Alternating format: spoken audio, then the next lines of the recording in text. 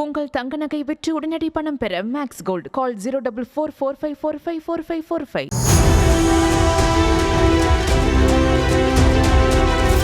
எம்ஜிஆர் காலத்திலிருந்து அதிமுகவில் விசுவாசியாக இருந்த அன்வர் ராஜா அறிவாலய படியேறி இருப்பது ரத்தத்தின் ரத்தங்கள் மத்தியில் கலக்கத்தை ஏற்படுத்தி இருப்பது ஒரு பக்கம் இருக்க, பின்னணியில் முக்கிய புள்ளியின் அழுத்தம் இருப்பதாக தகவல் கசிந்துள்ளது.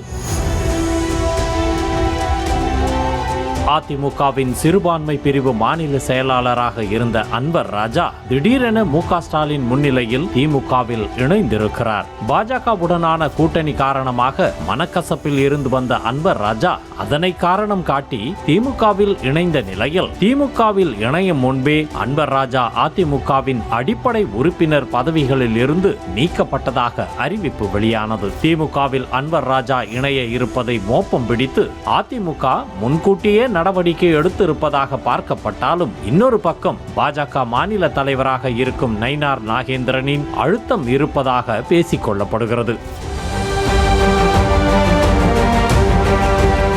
2014 தேர்தலில் ராமநாதபுரம் மக்களவை தொகுதியில் இருந்து எம்பியாக தேர்ந்தெடுக்கப்பட்ட அன்வர் ராஜா 2019 தேர்தலிலும் சீட்டு கிடைக்கும் என எதிர்பார்த்திருந்தார். ஆனால் 2019 தேர்தலில் அதிமுக கூட்டணியில் ராமநாதபுரம் தொகுதி பாஜகவுக்கு ஒதுக்கப்பட்ட நிலையில் அதில் நயினார் நாகேந்திரன் களம் கண்டார். தனக்கு சீட்டு கிடைக்கவில்லை என்ற வருத்தத்தில் இருந்த அன்வர் ராஜா நயினாருக்கு எதிராக உள்ளடி வேலையில் இறங்கியதாக சொல்லப்படுகிறது. நயினாருக்கு எதிராக ராமநாதபுரம் மக்களவை தொகுதியில் தனது நெருங்கிய ஆதரவாளரான VDN ஆனந்தை அன்வர் ராஜா நிறுத்தியதாக கூறப்படுகிறது.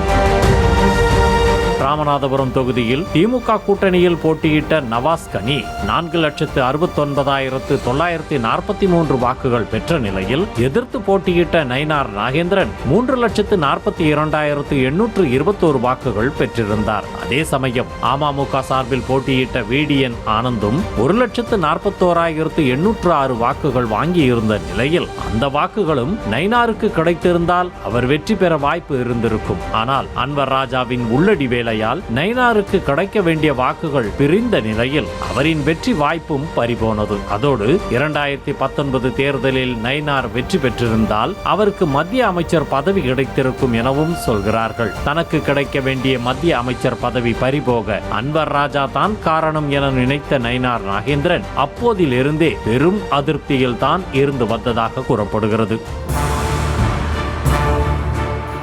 இருவருக்கும் இடையே திரைமறைவு மோதல்கள் இருந்து வந்த நிலையில்தான் அன்வர் ராஜாவுக்கு கிடைக்க வேண்டிய ராஜ்யசபா சீட்டையும் நயினார் நாகேந்திரன் தடுத்து விட்டதாக சொல்லப்படுகிறது. அதாவது, சமீபத்தில் ராஜ்யசபா சீட்டு ஒதுக்கப்பட்ட போது சிறுபான்மை வாக்கு வங்கியை கவரும் வகையில் அன்வர் ராஜாவுக்கு சீட் கொடுக்க எடப்பாடி பழனிசாமி யோசித்த நிலையில் நயினாரின் தலையீடு காரணமாகத்தான் அன்வர் ராஜாவுக்கு சீட் கிடைக்காமல் போனதாக சொல்லப்படுகிறது. நயினார் தனிப்பட்ட முறையில் கேட்டுக்கொண்டதன் காரணமாகத்தான் அன்வர் ராஜாவுக்கு ராஜ்யசபா சீட்டு ஒதுக்கப்படவில்லை என்ற நிலையில் ஏற்கனவே இருந்த அதிருப்தி இன்னும் அதிகமாகி இருக்கிறது. போதாக்குறைக்கு பாஜகவை சீண்டும் வகையில் அடிக்கடி அன்வர் ராஜா பேசி வந்ததையும் தேர்தல் சமயத்தில் இருதரப்பும் ரசிக்காத நிலையில்தான் அதிருப்தி உச்சமாகி அவர் திமுகவை நோக்கி செல்ல காரணமாக மாறி இருக்கிறது. கடந்த 2021 ஆண்டும் EPS தலைமையை விமர்சித்து பேசிய அன்வர் ராஜா அதிமுகவின் அடிப்படை உறுப்பினர் உட்பட அனைத்து பொறுப்புகளிலிருந்தும் நீக்கப்பட்டார். பின்னர் 2023 ஆண்டு மீண்டும் அதிமுகவில் நுழைந்த அன்வர் ராஜாவுக்கு 2024 மக்களவை தேர்தலில் வாய்ப்பு கிடைக்காத நிலையில் ராஜ்யசபா சீட்டும் நயினாரின் தலையீடு காரணமாக பறிபோகி இருக்கிறது. கடந்த முறை அதிமுகவில் இருந்து நீக்கப்பட்ட போது வேறு எந்த கட்சியிலும் சேராமல் இருந்த அன்வர் ராஜா நயினாரின் அழுத்தம் காரணமாக ராஜ்யசபா MP பதவி கிடைக்காமல் போனது தெரிந்து அறிவாலயம் பக்கம் வண்டியை திருப்பி விட்டாராம் அன்வர் ராஜா. உங்கள் தங்க நகை விற்று உடனடி பணம் பெற மேக்ஸ் கோல்ட் கால் 04445454545.